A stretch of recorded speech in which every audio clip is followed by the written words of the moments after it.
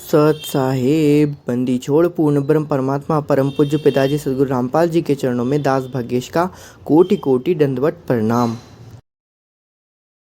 बंदी छोड़ सदगुरु रामपाल जी की कृपा से ज्ञान यज्ञ मुक्ति बोध का पठन। सभी भाई बहनों को दास का प्यार भरा सत साहेब।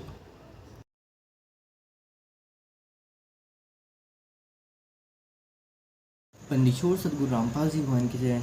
बंदीछोड़ पूर्ण ब्रह्म परमात्मा जगत गुरु तत्वदर्शी संत में सदगुरु रामपाल जी भगवान की जय। बंदीछोड़ शब्द स्वरूप साहिब स्वरंगी परम पूज्य पिताजी सतगुरु सदगुरु रामपाल जी भगवान के चरणों में दास का कोटि कोटि दंडवत प्रणाम। बंदीछोड़ सदगुरु रामपाल जी भगवान की जय। गरीब नमो नमो सतपुरुष को नमस्कार गुरु की नहीं सुनर मुनिजन साधवा संतो सर्वस दीन ही। सतगुरु साहेब संत सब दंडोतम प्रणाम आगे पीछे मत हुए तिनको जा कुर्बान। नराकार निर्विषम काल जाल भय भंजनम निर्लेपम निज निर्गुणम अकल अनुपबे सुन्नधनम सोहम सोति समापतम सकल समाना नीर तिलय उजल हिरंबर हरदम्बम बेपरवाह था है वार पार नहीं मध्यतम गिरिव जो सुमरे सिद्धि होई गणनायक गलताना गरो अनुग्रह सोई पार सपद परवाना। आदि गणेश मनाऊं गणनायक देवन देवा चरण कमल्यो लाऊं आदि अंत करूं सेवा। वरम शक्ति संगीतम हृदय से दाता सोई विगत गुण अतीतम सत्य पुरुष निर्मोही। जगदीशम मंगल रूप मुरारी तन्मन अर्पो शीसम भक्ति मुक्ति भंडारी। सुंदर मुनि जन ध्यावे ब्रह्मा विष्णु महेशा शेष सहस मुख गावे। यूजे आदि गणेशा इंद्र कुबेर सरिका वरुण धर्म रह ध्यावे।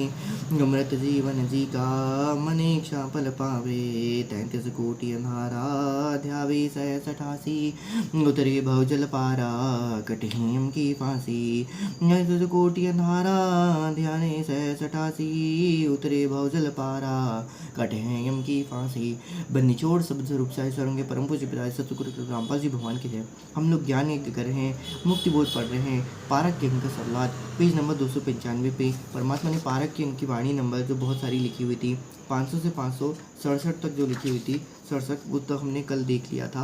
और आज हम आगे इसके सरलात में देखते हैं। तो इसके सरलात में हम एक शॉर्ट में हम देख लेते हैं कि परमात्मा ने इसके पहले पेज में हमको क्या बताया हुआ था, किस तरीके से परमात्मा ने बताया हुआ था कि यहाँ पर गरीबदास बोलो कि यहाँ पर गरीबदास जी के जो ग्रंथ है परमात्मा ने उस तरीके से किस तरीके से वहाँ पर लिखा हुआ है कि गरीबदास जी के ग्रंथ में ये वाणी लिखी हुई हैं। और वहाँ पर जिसमें प्रसंग जो चल रहा है वो प्रसंग है कि किस तरीके से रामानंद और परमेश्वर कबीर जी के जो 5 वर्ष का बालक था उनके बीच में क्या हुई थी, वार्ता हुई थी।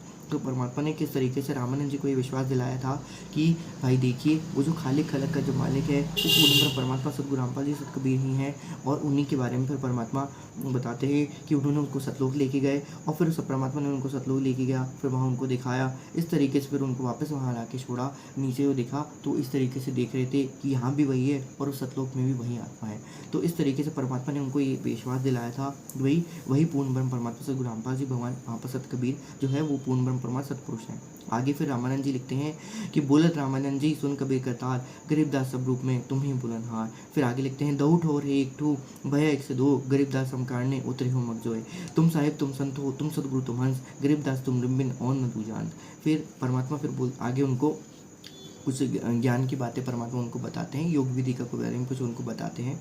तो यहाँ पर प्रश्न ये था कि भाई परमात्मा ने यहाँ पर योग विधि के बारे में बताया हुआ था। तो ये उन लोगों को बताने के लिए था कि भाई आप जो लोग समझते हैं कि सतगुरु रामपाल जी या पूर्ण ब्रह्म परमात्मा को ऐसी चीज़ का ज्ञान नहीं है, तो भाई साहब ऐसा नहीं है। परमात्मा को हर किसी चीज़ का ज्ञान है, परमात्मा सर्वज्ञ ही होता है। और इस तरीके से वो परमात्मा सब चीज़ की लीला करते हुए परमात्मा संकेतों में सबके लिए छोड़ देता है कि देखो तुम ये कहते हो मुझे ये भी पता है, मुझे ये पता है, क्योंकि सब सारा ज्ञान तो परमात्मा से ही क्या हुआ है, वहाँ से परमात्मा ने ही उनको दिया हुआ है। आइए अब इनके सरलाद में परमात्मा क्या लिखते हैं। मुक्ति बोध पारक के अंक सरलाद पेज नंबर 295 में परमात्मा लिखते हैं कबीर परमात्मा ने बताया कि हे स्वामी जी आपको मूल गति मुख्य स्थिति बताता हूँ।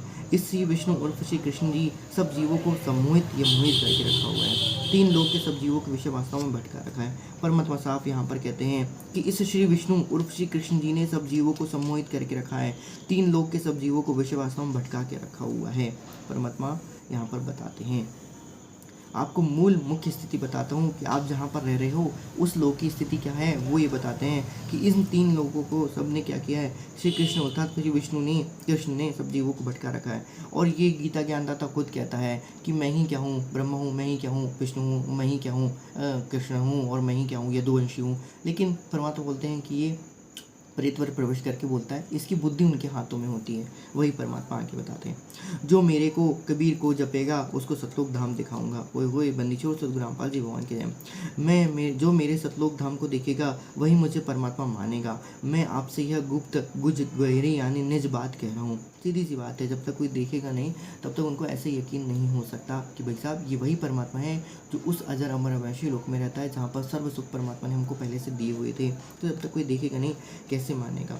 आगे परमात्मा लिखते हैं, श्री कृष्ण उर्फ विष्णु भगवान ने जीवों को जड़हाया, मोह में फंसा रखा है। श्री कृष्ण उर्फ विष्णु ने सब जीवों को जड़हाया या फिर मोह में फंसा के रखा हुआ है। 3 लोक स्वर्ग, पाताल तथा पृथ्वी में कर्मों के भोग भोगने पड़ते हैं। काल ब्रह्म द्वारा कर्म लगाए गए हैं। काल कर्म यानी काल के कर्मों का जीव के सिर पर शिव अर्थात दंड है। हे स्वामी रामानंद जी सुनो, आपको अगम दीप सतलोक जाने का मार्ग बताता हूँ। जो शास्त्रार्थ करने के उद्देश्य से बैलों के ऊपर शास्त्र लाद कर लिए फिरते हैं उनको शास्त्रों का ठीक ज्ञान ही नहीं है। ओए ओए बंदीछोड़ सतगुरु रामपाल जी भगवान के परमात्मा कितनी प्यारी बात कहते हैं कि जो शास्त्रार्थ करने के उद्देश्य से बैलों के ऊपर शास्त्र लाद कर लिए फिरते हैं उनको शास्त्रों का ठीक से ज्ञान ही नहीं है। आगे परमात्मा लिखते हैं, वे भी पूठे परे अर्थात वापस जन्म मन के चक्र में गिरते हैं। शरीर धरती आकाश चंद्र सूर्य तारे तीनों लोक स्वर्ग पृथ्वी पाताल यानी सब चलेंगे यानी नष्ट हो जाएंगे। आप स्वर्ग जाना चाहते हो, आपके रज बीरज माता पिता से बने शरीर की धूल धूल यानी जलकर राख बन जाएगी। कहाँ बचेगी? ये 4 मूर्ति जो स्वर्ग में प्राप्त होती है अर्थात बैकुंठ में प्राप्त होती है, वह स्वर्ग में ही कई बार फना न, वो स्वर्ग भी कई बार फना अर्थात नष्ट हो चुका है। सतलोक को यही संसार नहीं जानता। स्वामी जी जब 14 लोग नष्ट होंगे तब आप कहाँ रहेंगे? शरीर भी नष्ट होगा, कहाँ आपका मोहन मुरारी रहेगा? हे स्वामी जी सुनो, एक काल ब्रह्म की शक्ति है जो उसको अर्धन की पत्नी प्रकृति देवी है, वह अनेकों लोगों को नष्ट कर देती है। वह अनेकों लोगों को नष्ट कर देती है, पल में ही नष्ट कर देती है।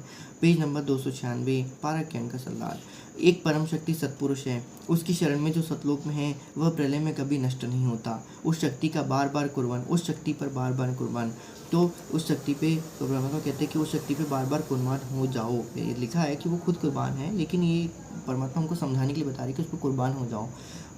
सतलोक में करोड़ों कृष्ण यानी विष्णु, करोड़ों शंकर, करोड़ों ब्रह्मा, करोड़ों इंद्र हैं यानी इन देवताओं जैसी शक्ति वाले सब हंस हैं। अर्थात परमात्मा कहते हैं कि इन सबकी शक्ति समेकित रूप से मिला के भी एक हंस के कहना चाहिए बाल के बराबर भी नहीं होगी।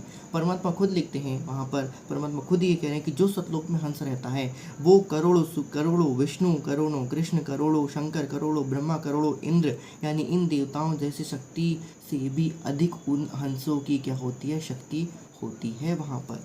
आगे परमात्मा लिखते हैं, ये बहुत इंपॉर्टेंट बात परमात्मा ने यहाँ पर लिख के बताई हुई है हमको, और ये उनकी एफिडेविट है परमात्मा का। आइए देखते हैं फिर।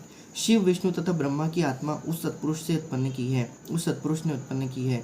सत्पुरुष मेरे स्वरूप जैसा है। परमात्मा खुद कहते हैं कि सत्पुरुष मेरे स्वरूप जैसा है, और ये जिसने लिखा है वो खुद भी यही लिख सकता है और वही लिखने का अधिकारी है कि सत्पुरुष मेरे स्वरूप जो था। अर्थात पूर्ण ब्रह्म परमात्मा खुद कहते हैं कि सत्पुरुष मेरे स्वरूप जैसा है। मैं सत्पुरुष का रूप नहीं हूँ, सत्पुरुष मेरे रूप जैसा है। अब आप समझ लीजिए कि परमात्मा यहाँ पर क्या इशारा करना चाहते हैं। बंदीछोड़ सतगुरु रामपाल जी भगवान की जय। बंदीछोड़ पूर्ण ब्रह्म परमात्मा सतगुरु रामपाल जी भगवान की जय। आगे देखिए परमात्मा क्या कहते हैं। परमात्मा लिखते हैं आगे, उसका शरीर तेज पुंज का है। हे स्वामी जी मैं ही सत्पुरुष हूँ, बाकी झूठा शोर है। तो वही परमात्मा कहते हैं मैं ही सत्पुरुष हूँ, बाकी झूठा शोर है।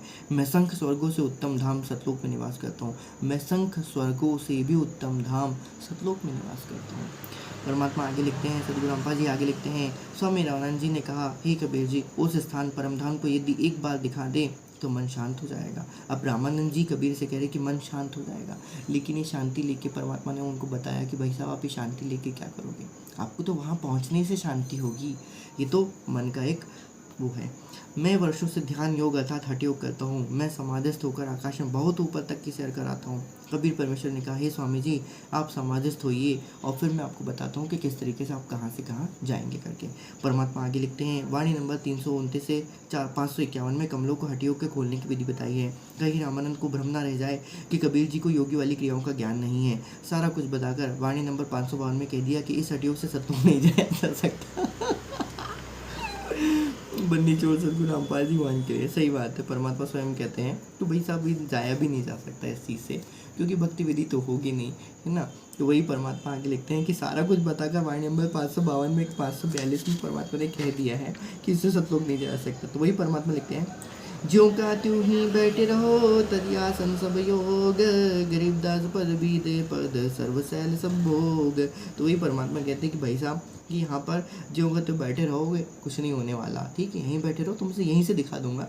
लेकिन फिर परमात्मा कहते हैं कि भैया आप यहाँ पर, परमात्मा ने इसका सही अर्थ यहाँ पर बताया हुआ है कि सारा कुछ बताकर वाणी नंबर 552-42 में कह दिया, इस हठ योग से सतलोक नहीं जाया जा सकता। ज्यों का त्यों ही बैठे रहो, सामान्य तरीके से बैठे रहो, सब योग आसन त्याग दो, सच्चे नामों का जप करो। वही वही वही बंदी चोर सदगुरु रामपाल जी बोल के सच्चे नामों का, अर्थात जो परमात्मा ने दिए हुए हैं शब्द, जो शब्द हमको दिए हुए हैं, मंत्र जो हमको दिए हैं, वही सच्चे नामों का जप करो, सर्व सुख तथा मोक्ष भी मिलेगा। परमात्मा आगे लिखते हैं, स्वामी रामानंद जी का हठ योग ध्यान मेडिटेशन करना नित्य का अभ्यास था। तुरंत ही समाधिस्थ हो गए। समाधि दशा में स्वामी जी की सुरती ध्यान त्रिवेणी तक जाती थी। त्रिवेणी पर 3 रास्ते हो जाते हैं। बायां रास्ता धर्मराज के लोक में तथा ब्रह्मा विष्णु शिव जी के लोकों को तथा स्वर्गलोक आदि को जाता है। दायां रास्ता 88,000 खेड़ों की ओर जाता है। तो बायां रास्ता जो उल्टे हाथ तरफ का है वो धर्मराज के लोक को जाता है, और दायां जो होता है वो जाता है ब्रह्मानंद के, वो जो आपका जाता है वो 88,000 खेड़ियों नगरियों को जाता है। यहाँ पर 88,000 ऋषि एक एक नगरियों में क्या कहते हैं वहाँ पर रहते हैं। और जो बीच का जो रास्ता है वो सामने वाला रास्ता ब्रह्मलोक को जाता है। इसलिए परमात्मा कई बार बोलते हैं कि हमें वो उस बीच के रास्ते पर जाना, उस बीच के रास्ते पर जाना, उस बीच के रास्ते पर जाना है। तो ये परमात्मा संकेत करते हैं हमको कि हमें ना दाएँ देखना है ना हमको बाएँ देखना है, हमें उस बीच के रास्ते पर त्रिवेणी की बात परमात्मा है, इस त्रिवेणी से आपको क्या करना है, बीच का रास्ता लेना है। परमात्मा अब आगे देखते हैं क्या लिखते हैं। परमात्मा कहते हैं वह ब्रह्मरंध्र भी कहा जाता है। तो वह ब्रह्मरंध्र कहा जाता है। आगे परमात्मा लिखते हैं, स्वामी रामानंद जी कई जन्मों से साधना करते हुए आ रहे थे, इस कारण से इनका ध्यान तुरंत लग जाता था। बालक रूपधारी परमेश्वर कबीर जी स्वामी रामानंद जी को ध्यान में आगे मिले तथा वहाँ का सर्वभेद रामानंद जी को बताया। हे स्वामी जी, आपकी भक्ति साधना कई जन्मों से संचित है। जिस समय आप शरीर त्याग कर जाओगे, इस बाएं रास्ते से जाओगे। परमात्मा क्या बोलते हैं, इस बाएं रास्ते से जाओगे। बायां रास्ता कौन सा है, जो धर्मराज के लोक में जाता है, और जहाँ से फिर वो क्या होता है, अलग अलग लोकों में क्या होते हैं, अपनी अपनी स्थिति और अपनी अपनी भक्ति विधि से क्या होते हैं, आगे चले जाते हैं। आगे परमात्मा क्या लिखते हैं, इस बाएं रास्ते से जाओगे, इस रास्ते में स्वचालित द्वार ऑटोमेटिक खुलने वाले गेट लगे होते हैं। अब वो परमात्मा क्या कहते हैं, क्योंकि वो काल की भक्ति करते हैं, तो काल के हिसाब से काल की जो भक्ति की जाती है उससे वहाँ के गेट तो ऑटोमेटिकली खुल जाते हैं, उसमें कोई नहीं है संशय।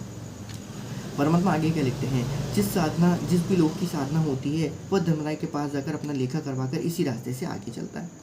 उसी लोक का द्वार अपने आप खुल जाता है। वह द्वार तुरंत बंद हो जाता है, जैसे कि कोई व्यक्ति गया और वो द्वार वहाँ पर क्या हो गया, बंद हो गया, क्योंकि उस एकमात्र एक ही उसके लिए उसकी भक्ति कमाई से उसको जो लोक मिलना था वो उसको मिल गया। आगे परमात्मा क्या लिखते हैं, वह प्राणी पुनः उस रास्ते से लौट नहीं सकता है। वही बंदीछोड़ सदगुरु रामपाल जी भगवान के ये काल का विधान है यहाँ पर कि वह प्राणी उस रास्ते से लौट नहीं सकता है। और परमात्मा क्या कहते हैं, परमात्मा ये कहते हैं कि 14 भुवन में तुम कहीं भी रहो, मेरे को याद करोगे, मैं तुरंत तुमको वहाँ से क्या करूँगा, छुटा के यहाँ धरती पे लेके आ जाऊँगा, तुम्हें तुम्हारी भक्ति से क्या कर दूंगा, फिर से की जोड़ दूंगा। निचोड़ सदगुरु रामपाल जी भगवान के जय।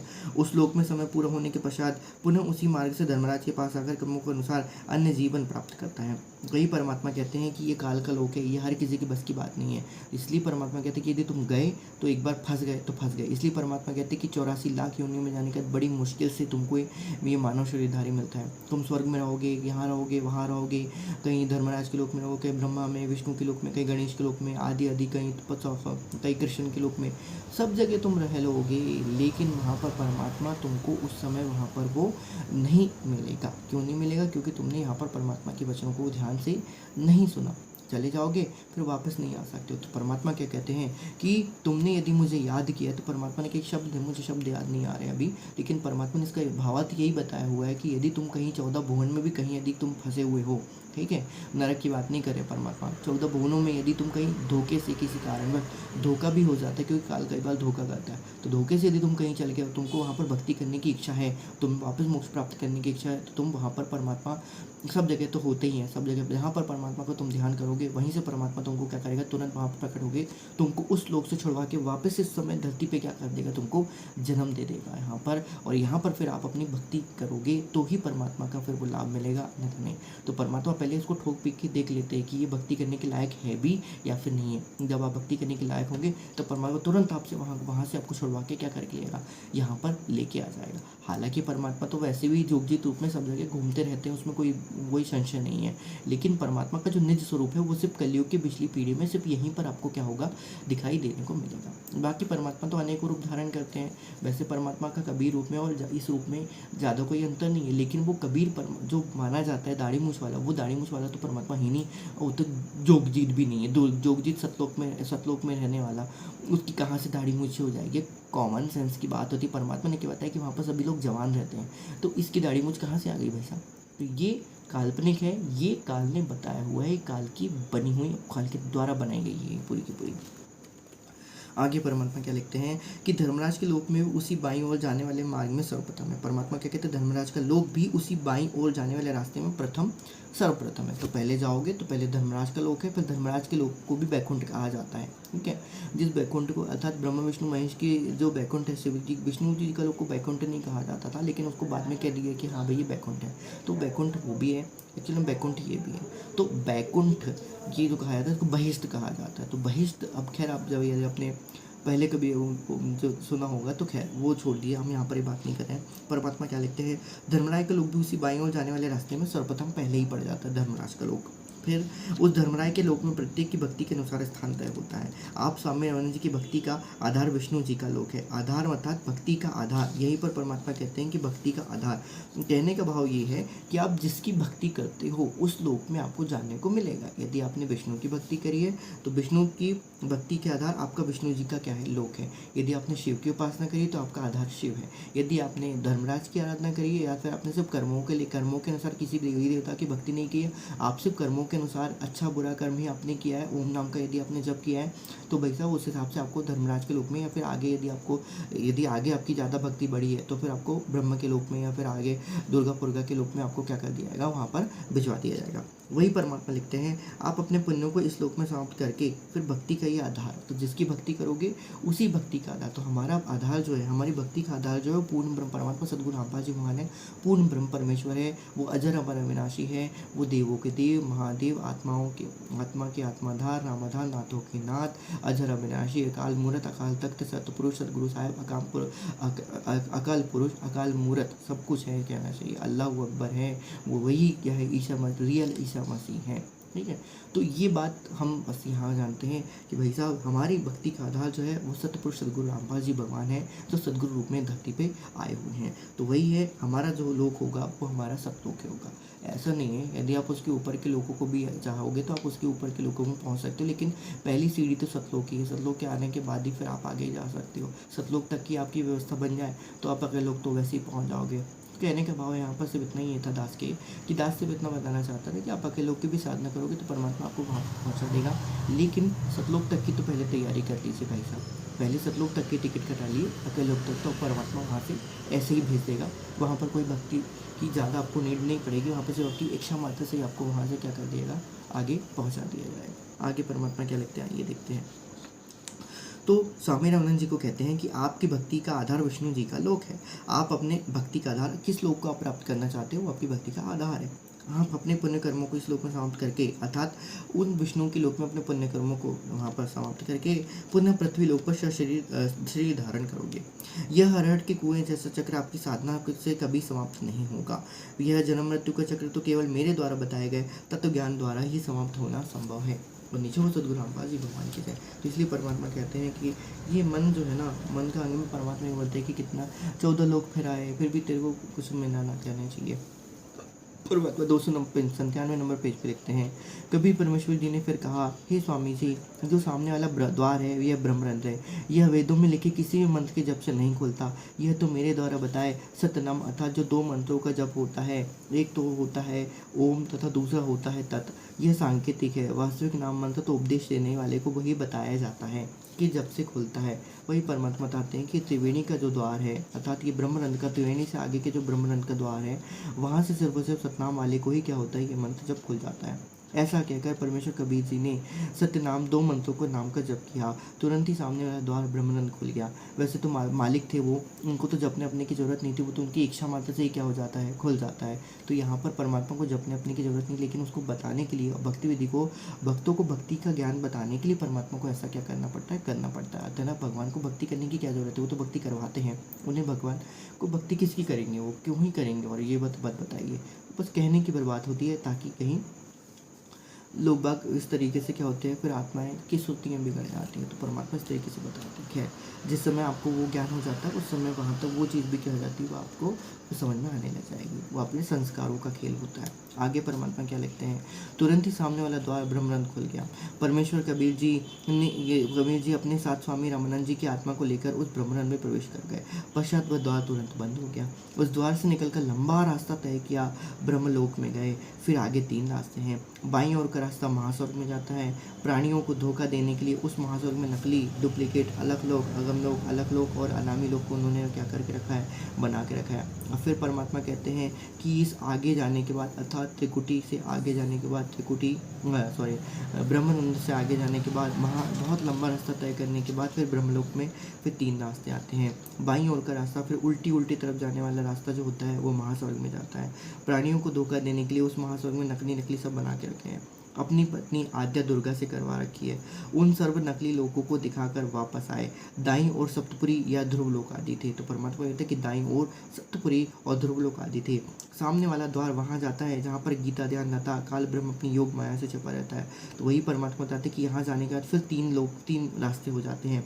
पहला उल्टे हाथ तरफ वाला जो महास्वर्ग में जाता है। सीधे हाथ तरफ वाला सप्तपुरी और ध्रुव के आदि लोगों को जाता है। ध्रुव आदि लोक है वहाँ पर, सप्तपुरी और ध्रुव आदि लोक है। और फिर सीधे आगे जाने वाला जो रास्ता है वो काल ब्रह्म का लोक पे जाता है, अर्थात इसी ब्रह्मांड में बने हुए काल का जो लोक है वहाँ पर जाता है। यह काल अपनी योग माया से छुपा रहता है। वहाँ 3 स्थान बनाए हैं। एक रजोगुण प्रधान, एक जिसमें काल ब्रह्म 5 मुखी ब्रह्मा का रूप बनाकर रहता है, मतलब दुर्गा देवी को सावित्री रूप बनाकर पति पत्नी के रूप में साकार रूप में रहते हैं। उस समय जिस पुत्र का जन्म होता है वह रजोगुण युक्त होता है, उसका नाम ब्रह्मा रख देता है। उस बालक को युवा होने तक अचेत करके परवरिश करते हैं। युवा होने पर काल ब्रह्म स्वयं विष्णु रूप धारण करके अपने नाभिक के कमल का फूल प्रकट करता है। उस कमल के फूल पर युवा अवस्था प्राप्त होने पर ब्रह्मा जी को रखकर सचेत हो जाता है, और यही परमात्मा सचेत कर देता है। इसलिए परमात्मा ने हमको तो हम लोग असुर निकंदन रमणी पढ़ते हैं, असुर निकंदन रमणी पढ़ते हैं। सत्यपुरुष समर्थ ओमकारा, आदि पुरुष कबीर हमारा, आदि पुरुष कबीर हमारा, सत्यपुरुष बन्नी 64 ग्राम पाजी बने। सत्यपुरुष समृत ओंकारा, आदि पुरुष कबीर हमारा, आदि आदि दया के सागर, काल करम के मुँह चन्ना कर, दुख भंजन दरवेश दयाला, असुर निकंदन कर पैमा, आवका कपावक और पौना, गगन सुन दरियाई दोना, धर्म राय धर्मानी चेरा, सुरस रोका करे सत्काराज धर्म राय कर ही अपना किया, सब दंड भरी, शंकर शिशु ब्रह्मा विष्णु नारद सारद और गौरीज और गणेश गुसाई, कारज सकल सिद्ध हो जाई, ब्रह्मा विष्णु शंभो शेषा, तीनों देव दयालु हमेशा, सावित्री और लक्ष्मी गौरा, तीनों देवासुर कर हैं चौरा, 5 तवारंबन की ना, 3 गुणधुमन शाखा जीना, सत्य पुरुष से ओमकारा, अवगत रूप रचय गए नारा, कच्छ मचकुरम घोला सृजनहार पुरुषम, लख 84 साज बनाया, बगली घर को बगल पाए, उपचविन से आवे जाही, मूल बीज कुशन सनाही, लीन नाभ से ब्रह्मा आए, आदि ओम के पुत्र कहाए। तो वही परमात्मा बताते हैं लील नाभ से ब्रह्मा आए, आदि ओम के पुत्र कहाए। तो यहाँ पर परमात्मा वही बताते हैं लील नाभ से, अर्थात लील नाभ से ब्रह्मा आए, लील नाभ से ब्रह्मा आए। तो वो परमात्मा फिर आगे बताते हैं कि उन वहाँ पर उससे भी युवा होने तक पति पत्नी रूप में कमल के फूल पर प्रकट कर देता है। उस कमल के फूल पर युवा अवस्था प्राप्त होने पर ब्रह्मा जी को रखकर सचेत कर देता है। इसी प्रकार एक सतोगुण प्रधान क्षेत्र बनाए हैं। उन दोनों में दुर्गा तथा काल ब्रह्म, महाविष्णु तथा महालक्ष्मी रूप बनाकर पति पत्नी के रूप में रहकर अन्य पुत्र सतोगुण प्रधान उत्पन्न करते हैं। उनका नाम विष्णु रखते हैं। उसे भी युवा होने तक अचेत रखते हैं। शेष शैया पर ले जाके उसको सचेत कर देते हैं। अन्य शेषनाग ब्रह्म ही अपनी शक्ति से उत्पन्न करता है, अन्न शेषनाग ब्रह्म ही अपनी शक्ति से उत्पन्न करता है। ओह, ये परमात्मा ने बहुत इंपॉर्टेंट बात यहाँ पर लिख के दी है कि अन्य शेषनागों को ब्रह्म ही अपनी शक्ति से उत्पन्न करता है। तो कुछ कुछ जो मेन जो होते हैं वो ब्रह्म अपनी शक्ति से खुद उत्पन्न करता है। जैसे समुद्र को उसने खुद अपनी शक्ति से उत्पन्न किया। और भी यदि कहा जाए तो जैसे कि जो कुछ बहुत बड़े बड़े राक्षस जैसे हिरण्याक्ष हो गए, हिरण्यकश्यप हो गए, है ना, और भी मधु कैटअप हो गए, ये सब के सब जो अलग अलग जो इन देवताओं से भी परे के जो हैं कहना चाहिए, जैसे महिषासुर वगैरह हो गए, ये सब की उत्पत्ति कौन करता है? काल स्वयं करता है, वही परमात्मा लाते हैं। जैसे शेषनाग हो गया, वासुकी नाग हो गया, और आदि आदि बहुत सारी चीज़ें परमात्मा ने यहाँ पर शॉर्ट में लिख दिया। जैसे नागों की उत्पत्ति कैसे हुई, जैसे पातालों में जो नागवंश के जो लोग रहते हैं, जो कहना चाहिए कि ब्रह्मा विष्णु महेश से भी उनकी कई युगों लंबी उनकी आयु रहती है। वो पाताल लोक के जो नाग रहते हैं, राजा रहते हैं, उनकी कई युगों लंबी आयु रहती है। उनकी तो एक क्षण में कहना चाहिए 30 करोड़ राम वगैरह, ऐसे परमात्मा ने बताया है अपनी वाणियों में कि 30 करोड़ राम उनकी एक इसमें कई हो चुके होते हैं। कई करोड़ों राम जो होते हैं वो उनकी एक पलक में क्या हो जाते हैं, एक दिन में उनके कई राम हो जाते हैं कहना चाहिए। तो वही परमात्मा बता रहे हैं। अन्य शेषनाग ब्रह्म भी अपनी शक्ति से उत्पन्न करता है। इसी प्रकार एक तमोगुण प्रधान क्षेत्र बनाए हैं, उसी में वे दोनों दुर्गा तथा काल ब्रह्म महाशिव तथा महादेवी रूप बनाकर पति पत्नी विवाह से तमोगुण प्रधान उत्पन्न करते हैं। पुत्र प्रधान पति कहते हैं, उसका नाम शिव रख देते हैं। उसको भी युवावस्था प्राप्त होने तक अचेत रखते हैं। युवा होने पर तीनों को सचेत करके इनका विवाह प्रकृति दुर्गा द्वारा उत्पन्न तीनों लड़कियों से करते हैं। इसी प्रकार यह काल ब्रह्मा अपनी सृष्टि चक्र चलाता रहता है। तो इस प्रकार से परमात्मा ने यहाँ पर इसके जो काल का जाल है सबसे बड़ा कि सतगुण रजगुण ब्रह्मा, सतगुण विष्णु, तमगुण विष्णु कहा वेरे, तो उसके बारे में परमात्मा ने यहाँ पर बताया हुआ है। आगे परमात्मा लिखते हैं, इसको काफ़ी लंबा है, खैर चलिए देख लेते हैं, ये बहुत इम्पॉर्टेंट भी है। आगे परमात्मा क्या लिखते हैं, परमेश्वर कबीर जी ने स्वामी रामानंद जी को ये रास्ता दिखाया जो कि 11वां द्वार है। अभी तक परमात्मा ने यहाँ पर क्या किया था, 10वें द्वार तक बताया हुआ था। परमात्मा कहते हैं कि 10वां द्वार जो है काल की एक ब्रह्मांड के अंदर आ जाता है। इसके बाद परमात्मा ने क्या दिखाया, वह रास्ता दिखाया जो 11वां द्वार है। तो ये एक ब्रह्मांड में 10 द्वार हैं और उसके ऊपर क्या है, आगे है। आगे परमात्मा लिखते हैं कि इसके आगे भी 11वां द्वार है। 21वें ब्रह्मांड में फिर 3 रास्ते होते हैं। अब परमात्मा ने बताया है कि इसके आगे 11वां द्वार है जहाँ से 21वें ब्रह्मांड में क्या किया जाता है, प्रवेश किया जाता है। बनीचोड़ सदगुरु रामपाल जी भगवान की जय। बनीचोड़ पूर्ण ब्रह्म परमात्मा जगत गुरु सदगुरु रामपाल जी भगवान की जय। 21वें ब्रह्मांड में फिर 3 रास्ते हैं। फिर यहाँ पर इसने फिर से कि वही क्या करिए, डुप्लीकेट इन्होंने क्या किया है वहाँ पर बना के रखा हुआ है। बाईं ओर फिर नकली सतलोक, फिर वही बाईं ओर नकली सतलोक, अलग लोक, अगम लोक तथा नामी लोक की रचना की है। दाईं ओर 12 भक्तों का निवास है जिन्हें द्वादश अचिंत्य भक्त कहा जाता है। 12 भक्तों अर्थात द्वादश अचिंत्य भक्त।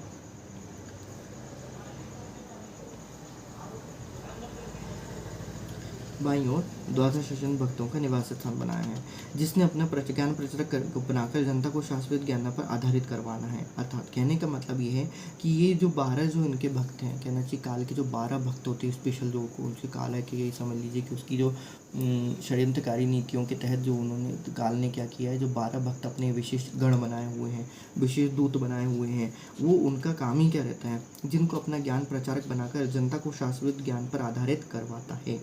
सामने वाला द्वार तपस्शिला की ओर होता है, फिर वही बात आ गई, बीच वाले द्वार तपस्शिला की ओर होता है। यहाँ पर काल ब्रह्म 1 लाख मानव शरीरधारी प्राणियों के सूक्ष्म शरीर को तपाकर उससे मैल निकाल कर खाता है। काल ब्रह्म के उस लोक के ऊपर एक द्वार है। काल ब्रह्म के उस लोक के ऊपर में अर्थात हवा में, ये कह लीजिए ऊपर में एक द्वार है जो परब्रह्म अक्षर पुरुष के 7 संग ब्रह्मांडों में खुलता है, जो 21वें ब्रह्मांड की ओर जाता है। परब्रह्म के ब्रह्मांडों के अंतिम सिरे पर एक द्वार है। परमात्मा क्या लिखते हैं, इस परब्रह्म के भी ब्रह्मांडों के अंतिम सिरे पर एक द्वार है। परमात्मा अब ये आगे की बात बता रहे कि यहाँ से तो आप पार हो जाओगे, उसके बाद भी परमात्मा कहते हैं कि उस परब्रह्म के अंतिम सिरे पर एक द्वार है जो सतपुरुष परमक्षर धाम के परमक्षर ब्रह्म के लोक सतलोक में भर गुफा में खुलता है, जो कि 12वां द्वार है। तो इस प्रकार से परमात्मा ने 12वें द्वार तक का क्या किया है यहाँ पर बताया हुआ है। तो ये 12वां द्वार जो होता है ये सतलोक की भौर गुफा में जाके खुलता है, जो कि 12वां द्वार है। अर्थात इससे भी 12वां द्वार प्राप्त करने के बाद फिर आपको सतलोक प्राप्त होती है। बाकी 12वां द्वार तो यहाँ पर 12 द्वार तो यहाँ पर भी है, ऐसा कोई दिक्कत नहीं है। परमात्मा ने अपने सत्संग में बताया था कि 12वां द्वार प्राप्त कर लिया, 12वां द्वार प्राप्त किया, ये मधु परमहंस जी ऐसा कहते हैं। तो भाई साहब ये वैसे भी 12 लोग आप कितने भी कर लोगे, काल आपको किसी न किसी तरीके से क्या कर देगा, भ्रमित कर देगा। तो यहाँ का जो आपने 12 लोग देखा, वो क्या काल के लोग का 12 द्वार था, वो किसी को भी झूठ बना सकता है, धोखा दे सकता है। लेकिन परमात्मा अपना सब ज्ञान देता है, वो बताते कि नहीं, 12वां द्वार जो है वो कहाँ खुलता है, वो सतलोक में जाके खुलता है, जो कि भौर गुफा में कहते हैं। इसलिए परमात्मा कहते हैं, आगे परमात्मा कहते हैं कि ये काल जो है वो धोखा देने वाला होता है, अर्थात इनको सब कुछ 12वां द्वार बता दिया, हद बेहद से परे हैं सदगुरु रामदास जी भगवान। आगे लिखते हैं, पारक के अंक सलाद, पेज नंबर 297 हो चुका था, 298 चल रहा है। परमात्मा आगे लिखते हैं कि फिर आगे सतलोक, जो वास्तविक सतलोक है, सतलोक में पूर्ण परमात्मा कबीर जी अन्य तेजों में मानव शरीर में एक गुंबज में एक ऊंचे सिंहासन पर विराजमान है। बंदिछो सदगुरु राम, वहाँ सतलोक की सर्व वस्तुएं तथा सतलोक वाली सफ़ेद प्रकाश युक्त हैं। सतलोकवासी सब सफ़ेद प्रकाश युक्त हैं। सत्य पुरुष के शरीर का प्रकाश अत्यधिक सफ़ेद है। सत्य पुरुष के एक रूम में एक प्रकार प्रकाश, एक रूम को एक शरीर के बाल का प्रकाश 1,00,000 सूर्यों तथा इतने ही चंद्रमाओं से मिले जुले प्रकाश से वेदक है। वैसे तो परमात्मा यहाँ पर 1,00,000 लिख दिया है, ये मिसप्रिंट हो सकती है यहाँ पर, लेकिन परमात्मा ने हमको बताया करोड़ सूर्य चंद्रमा मिल जावे, उससे भी ज़्यादा परमात्मा का क्या है, वहाँ पर प्रकाश है। 16 सूर्यों का प्रकाश तो हंस का ही होता है, तो परमात्मा का प्रकाश तो 1,00,000 से 1,00,000 क्या होगा, उसके करोड़ ही हो सकता है, और उससे भी करोड़ गुना जाना कहाँ पर है, ऊपर के अलग लोग, फिर अगम लोग, और फिर सबसे ज़्यादा उनका क्या है वहाँ पर अनामी लोग हैं। बनीचोड़ सदगुरु रामदास जी भगवान की जय। आइए हम इसको अभी यहाँ पर हम विराम देते हैं, फिर आगे हम देखते हैं कि किस प्रकार से स्वामी रामानंद जी को आत्मा साथ लेके सतलोक में गए थे और फिर वहाँ के उन्होंने बताया था। पेज नंबर 298, बंदीचोड़ पारक के अंक सलाद, बनीचोड़ सदगुरु रामदास जी भगवान की जय।